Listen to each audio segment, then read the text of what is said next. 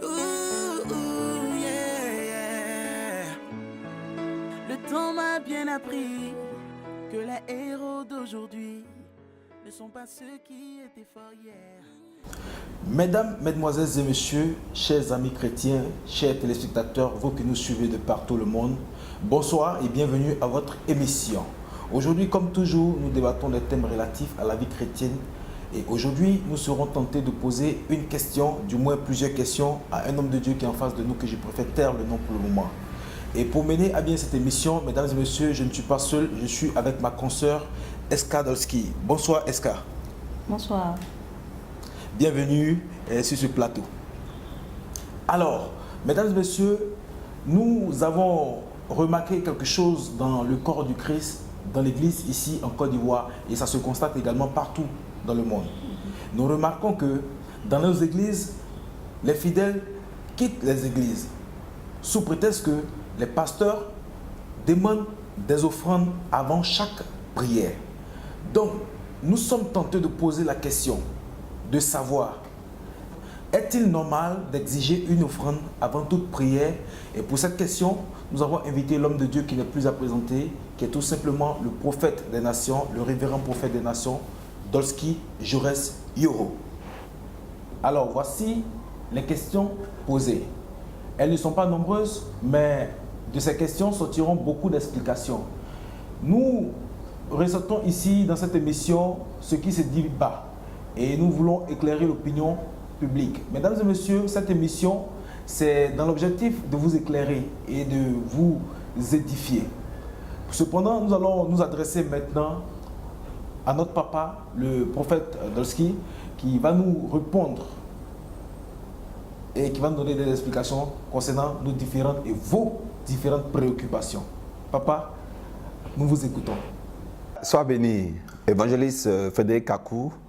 Sois béni, Eska Dolski. Alors, je suis très content de me retrouver en face de vous, qui représentez un peu tous mes étudiants. Très belle initiative, bonne émission. Et cette émission vraiment aide beaucoup de personnes. J'ai le retour, j'ai les échos. Que Dieu vous bénisse. Alors, je ne vais pas tarder à entrer droit dans le but. Que Dieu vous bénisse. Est-ce que ce problème d'offrande avant les prières, l'offrande qui est exigée avant des prières, ne devrait pas créer autant de polémiques?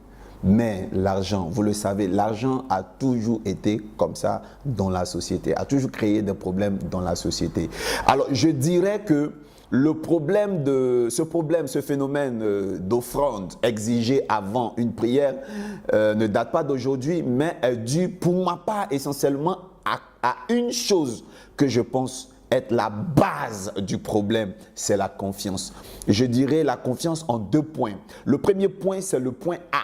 Dans le point A, je dirais la confiance en lui-même, c'est-à-dire le pasteur lui-même. Je me dis que si un pasteur se fait confiance, il n'a pas besoin de demander quelque chose avant de prier. Un pasteur se faisant confiance le fait parce qu'il croit qu'il est exaucé, il croit qu'il a fait la rencontre avec Dieu. Il croit que Dieu est avec lui au point que par le supranaturel, il reçoit des résultats plus rapidement que ce que la science aurait pu faire, ce que la scolarité aurait pu faire, ce qu'un emploi naturel aurait pu faire.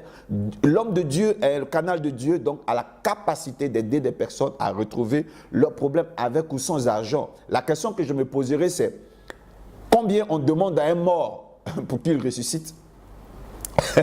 Voilà, combien on demande à un mort pour qu'il ressuscite. Donc, ça veut dire que l'argent n'est pas forcément le point clé qui permet l'exaucement dans la vie d'un patient, d'un fidèle. Vous voyez? Alors, le problème de confiance en lui-même, il ne se fait pas confiance s'il demande de l'argent avant. Et je dirais que c'est parce qu'il veut sa paye avant. Il n'est peut-être pas sûr que ça va arriver, donc autant manger en même temps. Mais que dit la parole de Dieu? Alors, allons-y à la parole de Dieu. Dans le livre de, je dirais, de Matthieu, je vais dire Matthieu, on va aller dans le livre de Matthieu 10 à partir du verset 7. On y va. Lisons ensemble la parole de Dieu. Matthieu 10, verset 7. Écoutez, allez prêcher et dites, le royaume des cieux est proche. guérissez les malades, ressuscitez les morts, purifiez les lépreux. Chassez les démons, vous avez reçu gratuitement, donnez gratuitement. Oh là là, ça c'est le verset qui plaît à tout le monde. Ne prenez ni or, ni argent, ni monnaie dans vos ceintures, ni sac pour le voyage, ni deux tuniques, ni souliers, ni bâton, car l'ouvrier mérite sa nourriture. Dans quelque ville ou village que vous entreriez, informez-vous s'il s'y trouve quelques hommes dignes de vous recevoir et demeurez chez lui jusqu'à ce que vous partiez. Verset 12. En entrant dans la maison, saluez-la, et si la maison en est digne, que votre Père vienne sur elle, mais si elle n'en est pas digne, que votre Père retourne à vous. Lorsqu'on ne vous recevra pas et qu'on n'écoutera pas vos paroles, sortez de cette maison et de cette ville et secouez la poussière de vos pieds. Je vous le dis en vérité, au jour du jugement, le pays de Sodome et Gomorrhe sera traité moins rigoureusement que cette ville-là. Voici, je vous envoie comme des brebis au milieu des loups. Soyez donc prudents comme les serpents et simples comme les colombes. Mettez-vous en garde contre les hommes, car ils vous livreront aux tribunaux et ils vous battront de verges dans leur synagogue. Je peux m'arrêter là même au verset 17. Ce chapitre-là est d'actualité.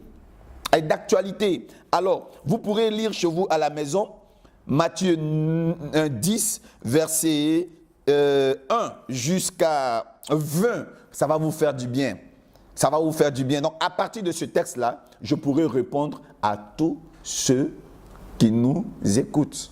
Que Dieu vous bénisse. Alors, voici ma réponse. Revenons donc au verset 7 et le verset 8 qui me plaît bien. Allez prêcher et dites, le royaume des cieux est proche. Verset 8, guérissez les malades, ressuscitez les morts, purifiez les lépreux. Vous avez reçu gratuitement et donnez gratuitement. Vous avez reçu gratuitement, donnez gratuitement. Alors, le pasteur qui sait qu'il a été envoyé par Dieu doit être conscient de ce fait qu'il prie et il guérit les malades, il prie et il purifie les lépreux sans rien, sans demander quoi que ce soit. Déjà pour répondre, pour dire que ce n'est pas l'argent qui provoque l'exaucement d'abord, dans un premier temps. L'exaucement ne vient pas par une offrande. Voilà, l'exaucement vient parce que l'homme de Dieu a la foi et que le patient aussi a la foi, l'âme a la foi. Voici la base, voici la vérité, ce que nous devons comprendre. L'apôtre Paul a dit dans le livre d'1 Corinthiens 9, verset 18, « Quelle est donc ma récompense? C'est d'offrir gratuitement l'évangile que j'annonce sans user de mon droit de prédicateur de l'évangile. » Alors, de par ce fait-là, nous pouvons aider des personnes sans leur demander de l'argent. Alors, celui qui demande l'argent, dans un point A, est certainement celui qui ne se fait pas confiance, qui ne croit pas que sans toutes ces choses-là, le fidèle sera guéri.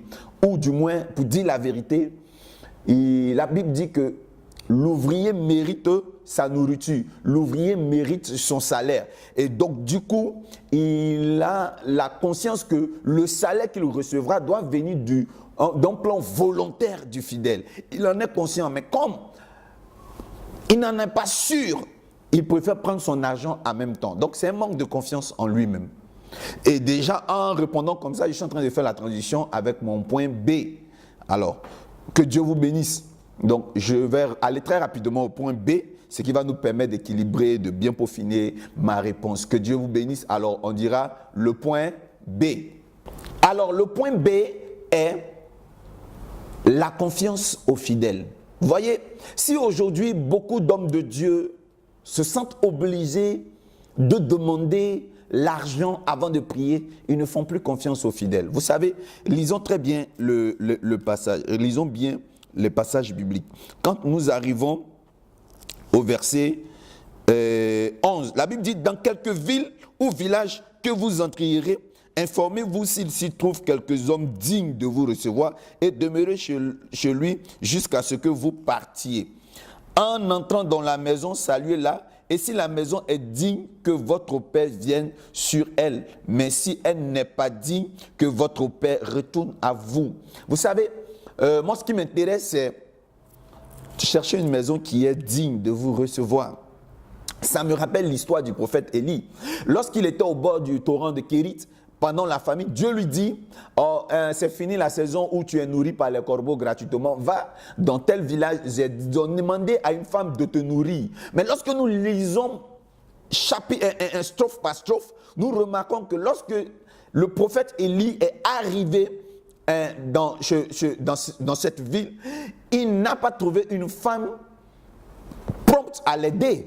C'est lui qui a été obligé de demander à la femme de lui donner à boire et ensuite à manger. Et même quand il a demandé à manger, cette femme a refusé d'une façon diplomatique. Elle lui a dit, il ne me reste plus grande chose, il n'en reste que pour moi et ma femme. Mais la question que je me pose, Dieu n'avait-il pas ordonné à cette femme ou une femme de nourrir le prophète, pour dire qu'il y a des fidèles à qui Dieu met dans le cœur l'ordre d'aider le prophète, d'aider le pasteur, mais qui ne le font pas. Il y a aussi cette rubrique où des pasteurs ont vu rentrer dans leur bureau des fidèles ou dans leur inbox sur les réseaux sociaux des personnes qui leur ont expliqué des problèmes. Mais lorsque ces personnes ont été exaucées, ces personnes ont oublié les promesses. Ils n'ont plus soutenu le prophète. Des personnes qui ont eu l'ordre de nourrir le prophète ou de l'aider ne l'ont plus fait. Parce que je voulais vous dire que Dieu a dit à l'apôtre de ne pas que l'évangile est gratuit, donc de donner gratuitement, mais il lui a dit de ne pas se munir de provisions en allant évangéliser. Le prophète, la Bible n'a pas dit de ne pas demander dans l'évangélisation, mais c'est en allant, de ne s'inquiéter de rien, parce que le Seigneur savait que des personnes allaient nourrir le prophète et que c'était un truc inné en l'homme, de comprendre que celui qui t'apporte une bonne nouvelle, tu dois lui donner une eau fraîche. Est-ce qu'on se comprend? Et voilà pourquoi la Bible dit que si les apôtres trouvent une maison qui est digne de recevoir. Donc, d'une part, les prophètes sont un peu déçus, les pasteurs un peu découragés des fidèles, de même que les fidèles sont découragés des hommes de Dieu qui parlent trop d'argent. Les prophètes aussi et les pasteurs sont découragés pour beaucoup des fidèles qui demandent aussi l'argent, qui ne tiennent pas leurs promesses. Voilà, et je voulais vous préciser une chose. Dans Timothée, il est bien dit que dans les derniers temps, les hommes seront méchants. Ce n'est plus comme avant. L'évangéliste de maintenant et l'évangéliste d'hier, ce n'est pas pareil. Avant, c'était spontané. Regardez, dans la parole de Dieu, dans le livre de Actes, la Bible dit que les fidèles se cotisaient, ils s'organisaient, afin qu'il y ait toujours la nourriture dans la maison de Dieu. Mais maintenant, les fidèles oublient les hommes de Dieu. Il y a l'égoïsme, il y a l'individualisme. On oublie le pasteur, on oublie de parler on ne se soucie plus de l'homme de Dieu. Mais c'est pour ça que l'homme de Dieu est obligé d'exiger son salaire en même temps. Il faut qu'il soit sage.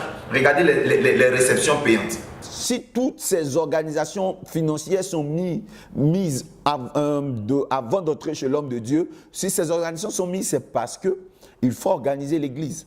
L'évangélisation est gratuite, mais l'évangile est gratuit, mais l'évangélisation coûte cher. Un homme de Dieu, il doit pouvoir prêcher l'évangile dans des micros. L'homme de Dieu doit pouvoir prêcher l'évangile dans une salle qu'il loue ou qu'il achète. L'homme de Dieu doit effectuer des déplacements. Et donc tout ça, il faut que ce soit subventionné. Alors, si nous devons attendre la spontanéité, si le prophète ou le pasteur doit attendre la spontanéité du peuple, ça laisse à désirer. Et si l'homme de Dieu se retrouve en face de 100 ingrats et qu'il se trouve en face de 100 avares, qu'est-ce qui va devenir de l'avenir de l'œuvre de Dieu? Alors, d'une part, on peut comprendre le pourquoi l'homme de Dieu demande de l'argent par ces deux points. L'homme de Dieu ne se fait pas confiance ou l'homme de Dieu ne fait pas confiance aux chrétiens. Et cela doit attirer l'attention de tout le monde parce que le chrétien doit savoir qu'on ne vient pas dans la maison de Dieu les mains vides. Voilà pourquoi aujourd'hui les chrétiens aiment beaucoup les réseaux sociaux parce que c'est le seul endroit où on rentre en liaison avec un homme de Dieu sans pouvoir faire une offrande. Or, laissez-moi vous dire une chose. Regardez bien le texte. La Bible dit que si la maison n'a pas été digne de recevoir l'homme de Dieu, que l'homme de Dieu retourne avec sa paix. Ce qui veut dire que si vous recevez l'évangile, si vous recevez une prière, si vous êtes guéri gratuitement et que vous-même, vous n'avez pas cette pensée de soutenir l'homme de Dieu, cette bénédiction peut s'annuler. Alors, bonsoir Daddy et merci de nous recevoir encore. Nous venons en tant qu'intermédiaire du peuple pour en savoir plus concernant les offrandes et les prières. Et ma première question est, est-ce normal que nous faisons encore des sacrifices, sachant que Jésus-Christ l'a déjà fait pour nous à la croix? Ça, c'est ma première question. Et ma deuxième question est que si vous exigez de l'argent afin que nous ayons nos prières, est-ce que les pauvres auront droit à un prophète? Est-ce que les pauvres auront droit à des prières? Et c'est ma deuxième question. Merci. Alors, dans une autre émission, nous allons revenir sur ce sujet et le sacrifice de Jésus à la croix. Pourquoi encore exiger d'autres sacrifices, d'autres offrandes pour des exaucements? Donc, dans la prochaine émission, nous allons développer. Est-ce qu'à cause du sacrifice de Jésus, nous devons cesser de faire des offrandes dans nos églises? Et il est très important que vous sachiez que vous ne devez pas comparer les hommes de Dieu, dire que cet homme de Dieu demande beaucoup l'argent et celui-là n'en demande pas. Vous prenez beaucoup les exemples des grands hommes de Dieu qui sont déjà, qui ont de grandes églises, les grands hommes de Dieu américains et même des hommes de Dieu africains qui ont de grandes églises, de grands sites que vous suivez tous les jours. Remarquez sur le site, il y a une partie où il est écrit donation.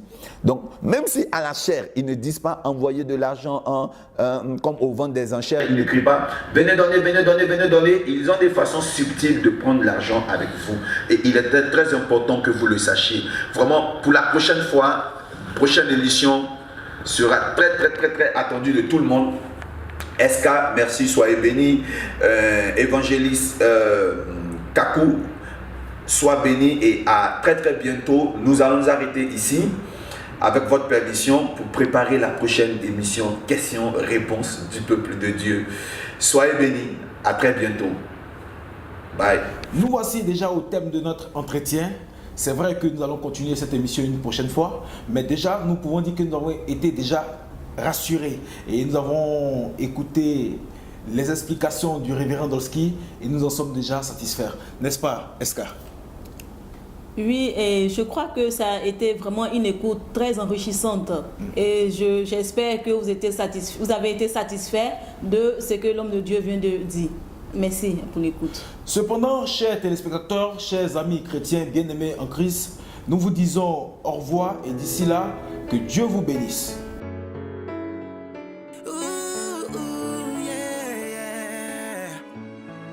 Le temps m'a bien appris que les héros d'aujourd'hui ne sont pas ceux qui étaient forts hier, mais plutôt